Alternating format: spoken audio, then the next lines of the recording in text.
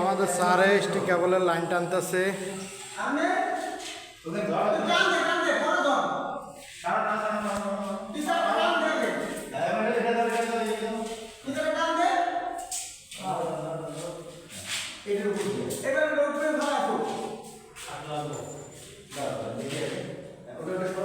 বড় মোটা নিয়ে আসবো।